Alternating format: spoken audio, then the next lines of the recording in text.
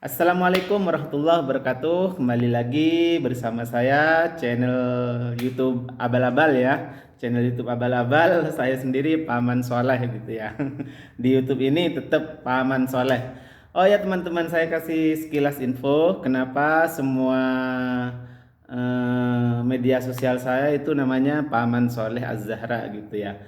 Yang di Facebook ya Paman Soleh Az-Zahra, terus yang di YouTube ini juga Paman Soleh Az-Zahra. Kenapa aku kasih nama Paman Soleh? Sekilas saja ya. Itu karena semua di kampung aku anak-anak kecil itu panggilnya aku Paman gitu, Paman Soleh gitu. Dan kenapa aku juga sampai banyak yang panggil Paman Soleh? Ya karena aku itu mm, 6 bersaudara gitu ya. Aku itu 6 bersaudara, aku itu yang paling terakhir, paling bontot ya.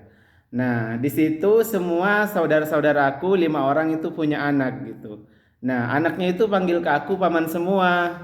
Selain itu tahu sendiri di kampung gitu ya, rumah di kampung itu kayak apa, semuanya berjejeran banyak gitu, rumahnya sepupu, terus rumahnya bibi gitu, semuanya ada di berdempetan gitu banyak. Jadi semua anak-anak sepupu aku itu di kampung semuanya panggil paman gitu ke aku. Jadi banyak banget yang panggil paman ke aku dan akhirnya aku bawalah ke channel aku gitu, ke media sosial aku gitu, entah itu Facebook, entah itu YouTube, aku semuanya kasih Paman Soleh Az-Zahra. Dan kenapa ada Az-Zahranya di belakang?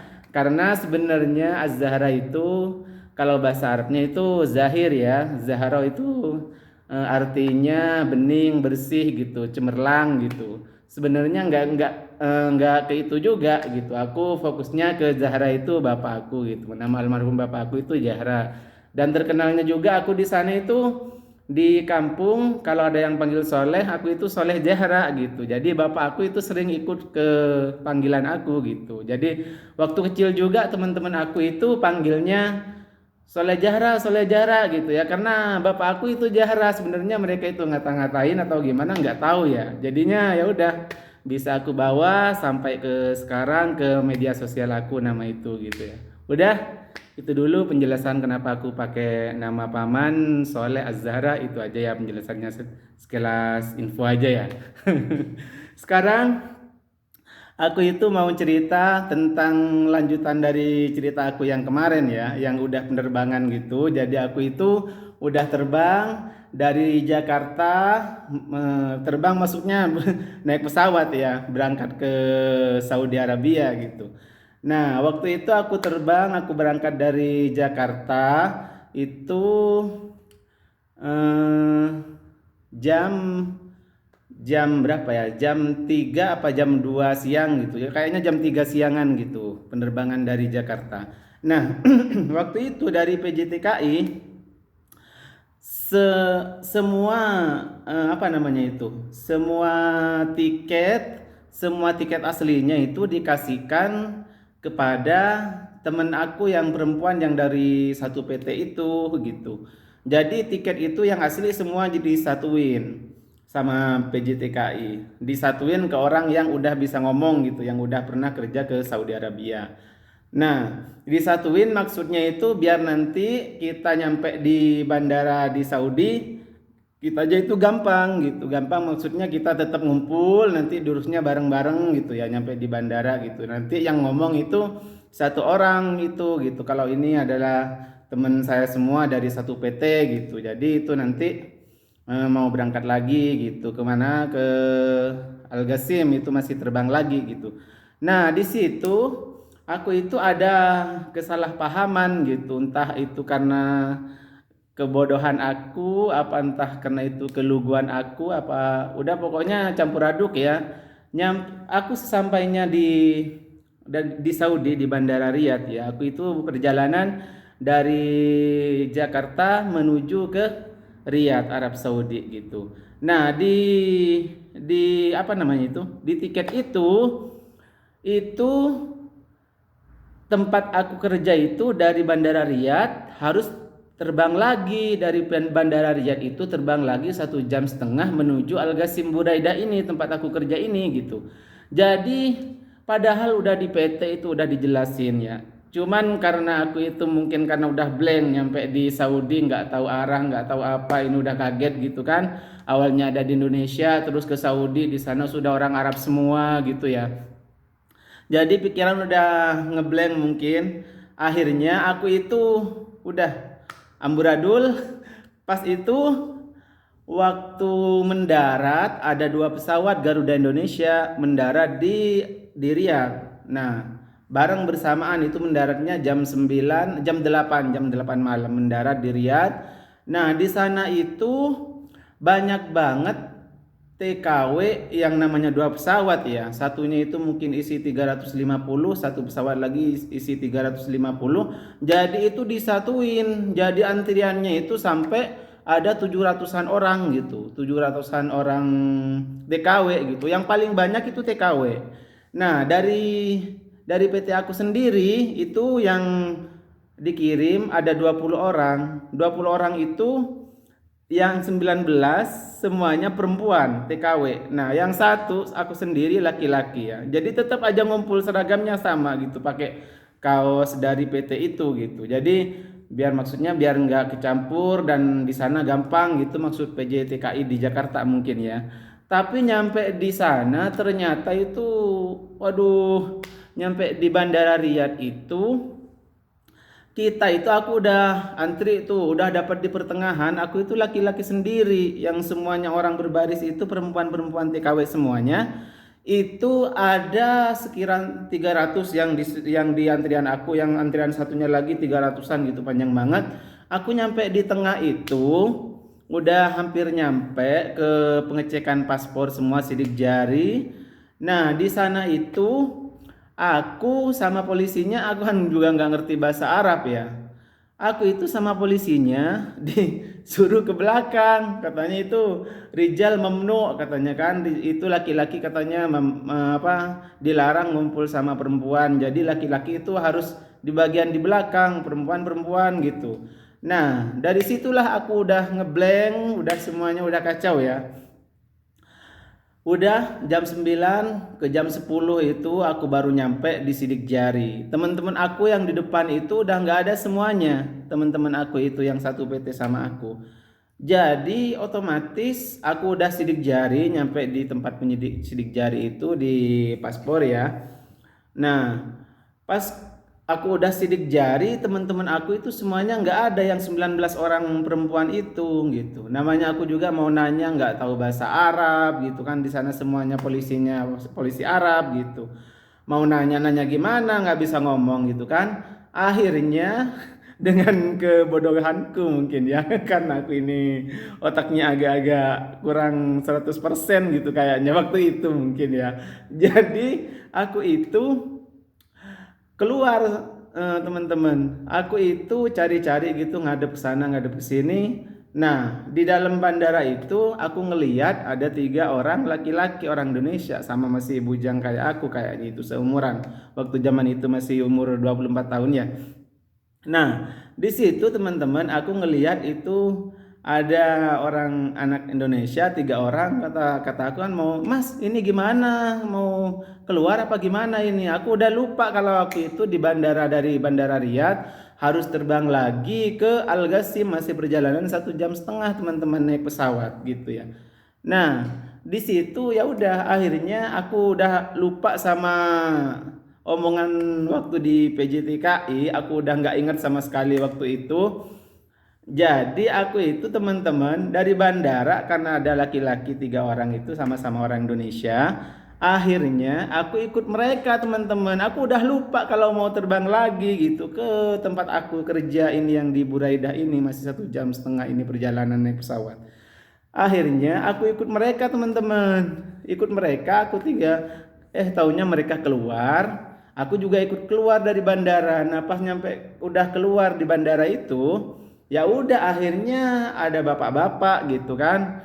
Bapak-bapak itu minta paspor teman-teman. Kirain bapak-bapak itu menjikan aku, katakan gitu. Ini kok orang minta paspor gitu kan. Minta paspor aku, minta paspor anak-anak itu 3 orang itu gitu. Nah, kirain itu majikan aku. Dia ngomong katanya, khalas solas anta ma'ana gitu kan. Tapi aku waktu itu masih belum tahu itu bahasa Arabnya itu apa. Kata dia kan, udah kamu nggak masalah, kamu itu paspornya aku pegang, kamu bareng sama aku nanti naik mobil gitu kata dia. Nah, aku kira itu teman-teman dia itu majikan aku yang mau bawa aku ke tempat aku kerja gitu. Tahunya itu orang Arab sopir taksi gelap gitu teman-teman. Dia itu cari penumpang. Dia itu cari penumpang. Bener yang 3 orang ini, yang orang Indonesia juga ini masih bujang sama-sama seumuran kayak aku ya. Dia itu benar teman-teman, dia visanya di Riyadh. Emang dia itu dapat calling visa dari majikannya kerja di toko gitu. Kok dari majikannya dapat calling visa dari pamannya kata mereka. Kan aku nanya, "Kamu dapat visa apa?" "Aku di toko," katanya, "jaga toko punya paman. Ini aku juga calling visa dari paman." Gitu mereka jawabnya. Nah, aku udah nggak inget, tetap nggak inget aku itu teman-teman. Kalau aku itu harus terbang lagi ke Al Ghasim Buraidah ini. Akhirnya ya udah kata taksi 3 orang itu suruh masuk juga diambil paspornya kan. Aku diambil 4 orang. Habis itu suruh masuk ke dalam mobilnya semuanya. Taksinya itu taksi gelap teman-teman. Jadi bukan taksi resmi gitu, nggak ada tulisannya taksi gitu, nggak ada. Jadi dia itu udah dapat 4 penumpang. Aku juga masih nggak ngeh ini yang namanya otak ya. Tetap aja kirain itu majikan aku gitu. Nah, akhirnya taksi itu cari penumpang 6 teman-teman. Dapatlah orang Filipina satu, dapat orang Nepal satu, orang hitam itu orang Nepal ya, dari Nepal itu tapi hitam banget waktu itu aku. Jadi satu taksi itu teman-teman itu isinya 6 orang sampai desak-desakan gitu. Padahal itu kan normalnya 1, 2, 3 lah atau 4 lah gitu kan, di belakang 3, di depan 1 gitu. Itu sampai diisi 6 orang teman-teman taksi itu. Nah, di situ ya udah kata aku, udah ini majikan aku gitu kan. Akhirnya jalan udah teman-teman 6 orang itu. Ternyata teman-teman pas di jalan itu udah malam, udah jam 2 malam itu ya. Udah di perjalanan sampai malam, pokoknya dari jam 10 aku baru keluar dari bandara itu. Jam 2 malam terus gitu jalan akhirnya. Nah, subuh itu 3 orang itu orang Indonesia turun teman-teman. Di telepon itu sama di semua paspor kan ada teleponnya, ada nomor telepon siapa yang dihubungin gitu ada di sana gitu kan. Nah, subuhan itu anak-anak yang 3 itu turun orang Indonesia. Loh, kata aku juga mau turun waktu itu teman-teman. Ternyata katanya jangan turun. Nah, akhirnya itu orang Indonesia yang ngambil itu 3 orang itu ponakannya itu kan, dia yang ngomong katanya, Mas ini masih jauh perjalanannya ini Mas di Al Ghasim. Al Ghasim itu dari sini kalau taksi biasa kalau nggak muter-muter nurunin penumpang itu bisa 4 jam bisa 5 jam gitu kan. Loh, terus gimana ini Om? Kata saya kan, dia kan udah bapak-bapak gitu kan. Ya udah Mas ikut taksi ini aja katanya. Aduh, kataku ini kenapa kayak gini? Aku jadi takut itu teman-teman ya. Namanya juga di padang pasir, perjalanan jauh sejauh-jauhnya itu padang pasir teman-teman dari Riyadh ke Al Ghasim ini. Nah, habis itu jam jam subuh itu udah turun, tinggal 3 orang, tinggal aku, tinggal orang Nepal sama tinggal orang Filipina ya. Nah, di sana itu teman-teman 3 orang itu dimarah-marahin terus sama sama sopirnya ini, sopir taksinya. Dia kan kakek-kakek gitu kan, anak-anak. Aku juga ya Allah kata aku ini mau kemana? Aku kan nggak tahu teman-teman, udah blank udah ya nggak. Terus pikiran udah blank. Terus habis itu udah jam 7, jam 8 yang Filipina turun teman-teman. Nah, jam 9 yang Nepal turun, tinggal aku sendiri gitu. Aduh ya Allah, aku mau dibawa kemana kataku kan gitu. Sampai ketakutan aku itu teman-teman, yang namanya hati ini dag-digdug beneran teman-teman. Sampai baca sholawat, baca istighfar, takut dibuang apa takut, pokoknya takut dibuang apa gimana gitu di jalan itu teman-teman ya, karena tinggal aku sendiri. Jalanan itu padang pasir sampai sejauh-jauhnya padang pasir semuanya. Akhirnya teman-teman jam berapa itu, jam 9.30 dia itu sopir taksinya itu cuci mobilnya teman-teman, cuci mobil di pom bensin gitu, ada tempat cuci mobilnya, dia cuci mobil. Ternyata di sana itu ada pegawainya orang Indonesia. Akhirnya aku nanya, ini aku gimana ini Mas, kata aku kan, lihat mana paspornya. Dilihat semuanya itu di paspor aku teman-teman. Ternyata aku itu baru ngeh kalau di ada fotokopi itu apa namanya, Fotokopi itu tiket aku masih harus terbang lagi teman-teman dari Riyadh itu ke Al Ghasim gitu. Aku baru ngeh di situ jam jam 9 pagi itu, jam 9.15 apa jam 9.30 itu waktu dia cuci mobil. Akhirnya aku kan kayak pengen nangis gitu, pengen minta bantu tolong ke masnya yang bisa bahasa Arab itu udah yang kerja di pom bensin itu kan yang. Nah, kata dia udah nggak apa-apa katanya ikut aja lurus ini terus insya Allah nanti 1 jam lagi kamu nyampe ke Al Ghasim gitu kan ke Buraidah gitu. Aduh ya Allah kata aku teman-teman kalau mau ingat waktu itu ya yang harusnya terbang lagi naik pesawat 1,5 jam dari Riyadh ke Al Ghasim ini aku ternyata malah ikut taksi gitu kan. Jadi takutnya itu Masya Allah tabarakallah ya teman-teman bisa. Aduh ya udah. Teman-teman ini udah panjang banget durasinya ya.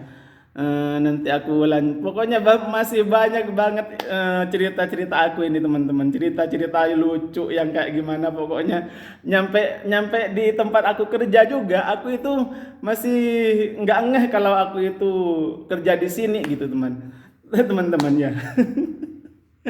Ya udah ini pokoknya intinya ini aku cerita ini dulu kalau aku itu waktu pertama datang ke Saudi aku itu kesasar teman-teman yang harusnya naik pesawat 1,5 jam lagi ternyata aku naik taksi gitu masih jauh banget perjalanannya di jalan juga aku sampai ketakutan gitu ya. Udah gitu aja dulu teman-teman ya aku ini sampai ketawa sendiri karena nginget waktu itu zaman Bahela itu zaman 10 tahun yang lalu itu teman-teman ya sampai kayak gitunya gitu kan kata aku ya Allah ya Rabbi gitu. Udah teman-teman gini aja dulu nanti insya Allah lain sesudah ini aku ada cerita lagi yang lebih pokoknya lebih ekstrim lebih seru gitu. Selama aku di Saudi ini banyak banget pokoknya teman-teman cerita yang pengen aku ceritain ya. Udah dulu gini aja. Buat teman-teman yang suka sama video saya ini, monggo silakan di subscribe, silakan di like, di komen. Kalau mau ada yang dipertanyakan tentang masalah TKI, silakan di komen dipertanyakan. Siapa tahu aku bisa jawab gitu teman-teman ya. Udah dulu, semoga teman-teman yang menyaksikan video ini selalu dalam lindungan Allah, selalu diberikan kesehatan dan murah rezekinya. Ya, wassalamualaikum warahmatullahi wabarakatuh.